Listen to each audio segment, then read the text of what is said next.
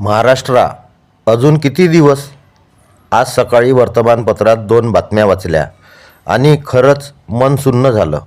एकीकडे राज्यातील तब्बल 1136 कंत्राटी कामगारांना 8-8 महिन्यापासून वेतन मिळालेलं नसल्याचं वृत्त आहे आणि दुसरीकडे नागपूर जिल्ह्यातील कनान पिंपरी नगर परिषदेत जुन्या सफाई कामगारांना न्यायासाठी संघर्ष करावा लागत असल्याची बातमी आहे. मग एकच प्रश्न पडतो, कामगाराकडून काम वेळेवर पाहिजे, मग कामगाराला वेळेवर वेतन मिळायला नको का? कामगारांना कायमचं काम करायचं की रोज न्यायासाठी संघर्षच करायचा? कंत्राटी कामगार हे फक्त आकडे नाहीत, ते कोणाचे तरी वडील आहेत, कोणाची तरी आई आहेत, कोणाचा तरी मुलगा आहेत, कोणाची तरी मुलगी आहेत.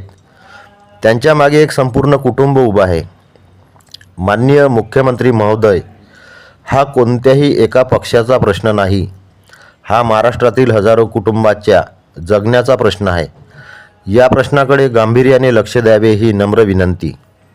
आणि माझ्या सर्व कंत्राटी कामगार बांधवांना एकच आवाहन, गप्प बसू नका, एकत्र या, तुमचे पुरावे जतन करा आणि लोकशाही व कायदेशीर मार्गाने आपल्या हक्कासाठी उभे राहा.